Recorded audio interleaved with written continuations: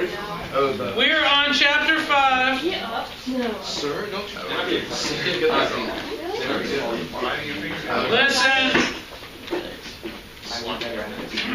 We're in chapter 5, page 158. And it's only 3.5 pages of reading here tonight. It's about hypnosis.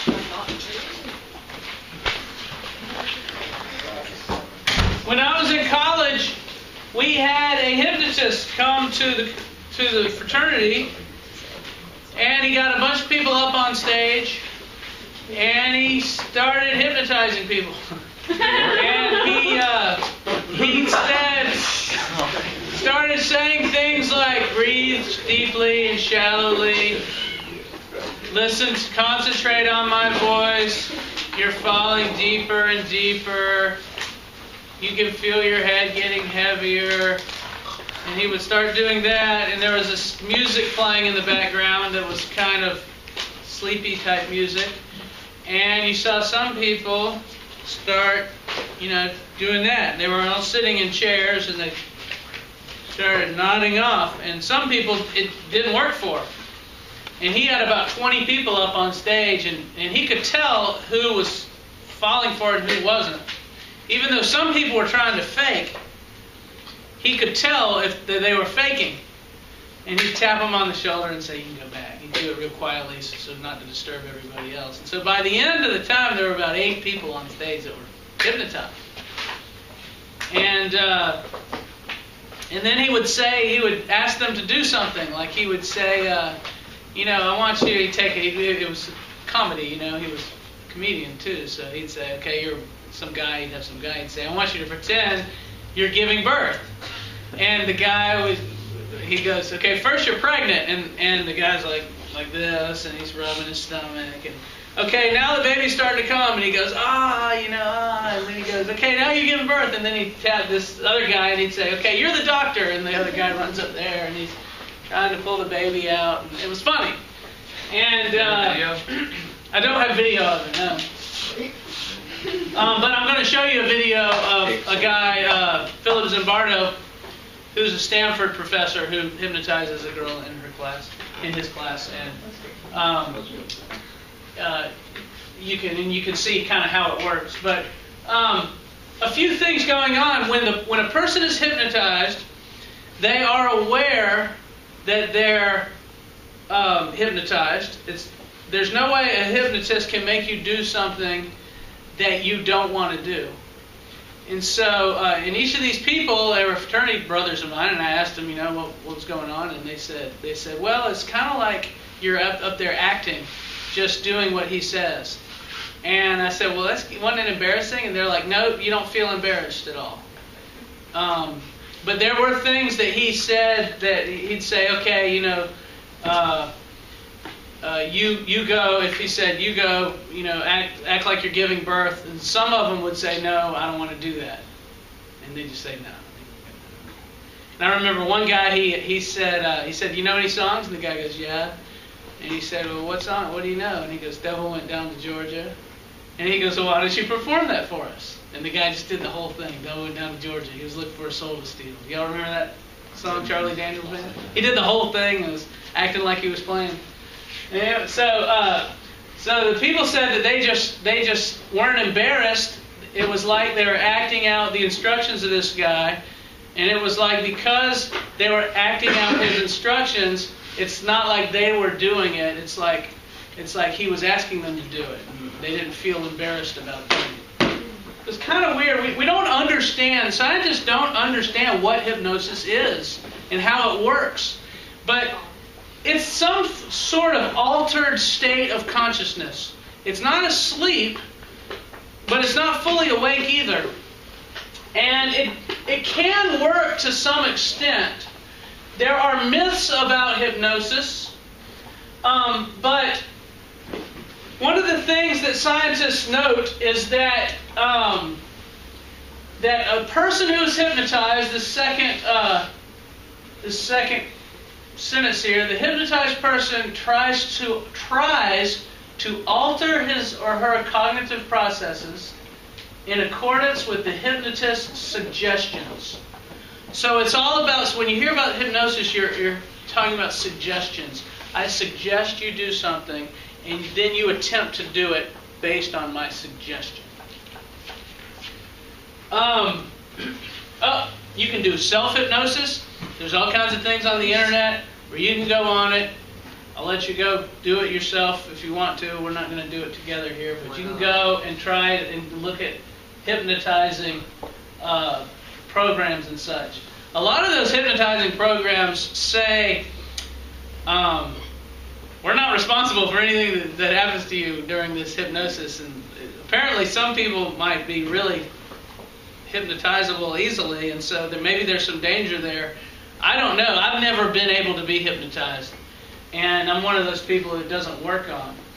Some people it works on very easily, and some people it doesn't work on at all. So I don't really know what it's like. I've had people try to do it to me, and it just didn't work. I was wide awake the whole time. So here's hypnotic suggestions typically involve performance of an action. Your arm will slowly rise, and it comes up. Or the inability to perform an act. You will be unable to bend your arm, and the arm stays straight. One of the things the hypnotist did in our fraternity is he lined up a bunch of chairs, and he had people lay across them. And he said, okay, your body's going to become stiff. And I remember he kept saying, stiff, stiff. And every time he said that, he told him, every time I say stiff, you're going to get stiffer. And he kept going, stiff, stiff. And we made fun of that. I don't know, just the way he was saying it was funny. And these people were all tensed up like this, laying across two chairs, and then he walked over them. He walked on the people. And like they were a bridge. And I thought that was pretty cool. Whoops, going back.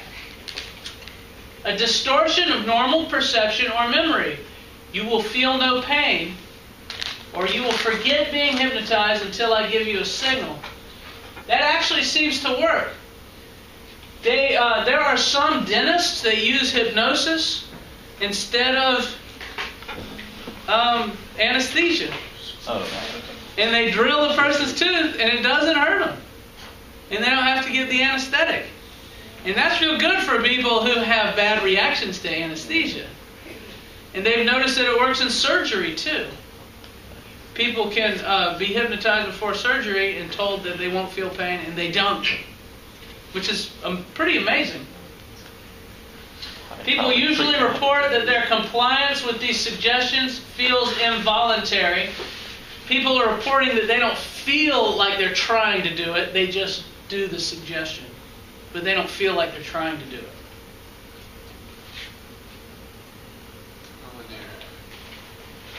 Some altered state of consciousness.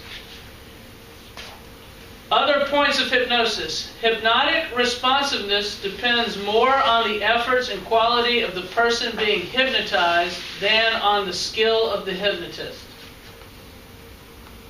Pretty much anyone can be a hypnotist. You don't have to be that skillful at it. It's more of who you're hypnotizing. If some people are easily hypnotized, pretty much anyone can hypnotize them. So you can learn how to be a hypnotist. You can probably go on the internet and go on a thing, how do you hypnotize someone, and watch it and it'll tell you how. You can do this with your friends at parties. Again, I don't know if it's dangerous. I don't think it is. But I don't know. Hypnotized people cannot be forced to do things against their will. Supposedly you can't say, okay, go kill that guy, and the guy would do it. If he would normally kill the guy, he's not going to do it under hypnosis. And that's something that most people don't understand. That's the kind of question they'll put on a test to make sure you understand that hypnotized people cannot be forced to do things that they wouldn't want to do. Feats performed under hypnosis can be performed by motivated people without hypnosis. Although it was amazing how stiff those people were, that this guy could walk over them when they were that stiff, apparently you could achieve that stiffness without being hypnotized. Never seen that happen with people who aren't hypnotized, but apparently that would be possible as long as you're motivated enough to do it. And the last one, this is the one most people wouldn't get had they not taken this class. Hypnosis does not increase the accuracy of memory. Have you ever seen the story where they hypnotize the guy and then he could suddenly remember the license plate in front of him? That was in front of him when he was driving earlier, or something like that, where you remember things or you couldn't remember them except under hypnosis. Apparently that's not true. It doesn't work like that. You don't have better memory under hypnosis. So if you were told to remember things, like instead of you going, like if you were told that from now on, anything that you read, you will always know. Like, I don't think that would work, no. So I don't think it would improve your memory. Is it not able to be used to recall repressed thoughts? Well, seems like psychologists use it for that, but the people who say that it doesn't work have some evidence showing that if you say, okay, let's go back to your childhood under hypnosis, think back to your childhood, that maybe they're not actually remembering their childhood, they're just making it up in their head what they think their childhood was like. That's what they say that goes on. Maybe you can remember some of your childhood, and then things that you can't remember you fill in to make it seem like that you're remembering stuff that you're not. Seems like there's some evidence that shows that that's what's happening. You're not really remembering better. Okay. Again, they don't really know exactly how hypnosis works or why it works for the things it does work for. Hypnosis does not produce a literal re-experiencing of long ago events.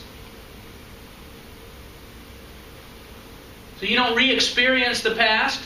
You can feel like you re-experience the past, but they've shown that people will just kind of make something up. You know, if they suggest, go back to when you were, abused as a child, and if you didn't actually remember that, you might make up the abuse in your head and then say that that's what you're remembering. We have a whole chapter on memory coming up in false memories. A lot of your memories aren't real. And we'll talk about false memories, and you can make up memories as you go. And you do make up memories as you go. And we'll talk about memory later. Hypnotic suggestions have been used effectively for many medical and psychological purposes. Like I say, dentistry, surgery. It can be real good for avoiding pain if you can be hypnotized, which some people can't. Your eyes are getting heavy, very, very heavy. Whoa, not that heavy. His eyes fell out. Oops. No. Lines also appeared next to that guy's head. Never mind. I don't see what you're saying. No? Like the lines are knocking off his hat. Oh, I get it. Here, like that? No, the straight ones. Here? Yeah. Yeah, I guess that's his reaction. What's this again? So one theory is dissociation.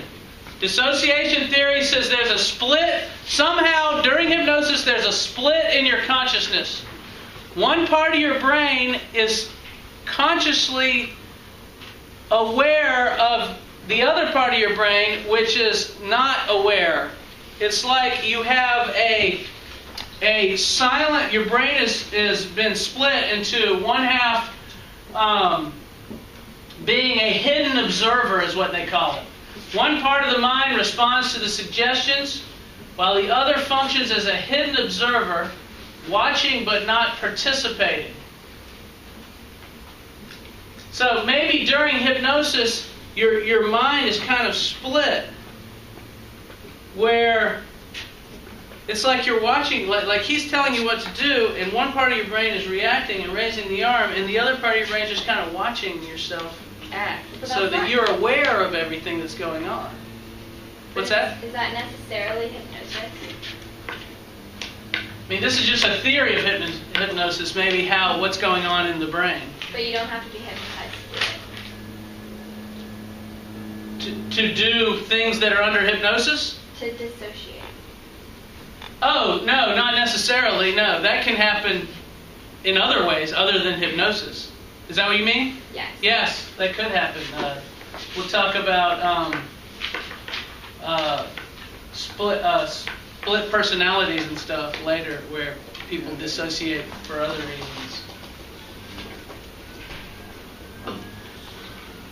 The sociocognitive theories say that hypnosis results from an interaction between the social influence of the hypnotist and the abilities, beliefs, and expectations of the subject. The person is basically playing a role in response to the demands of the hypnotist. Sociocognitive theories are all like the hypnotist is a director and the person under hypnosis is an actor. And it's just acting is all the person's doing. And they're in a state where the acting comes very easily. And so that's what socio means: social, interactive. So an interaction between a director and the person being hypnotized. Cognitive means brain, so how it affects your brain. So,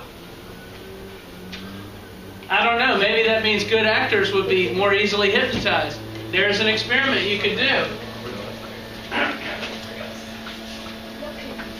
Nobody really understands how hypnosis works, bottom line, but there's some interesting things to it.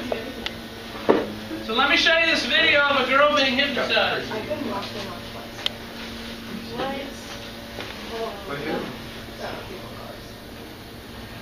The videos of your brain. I'm just warning you. Every Wednesday.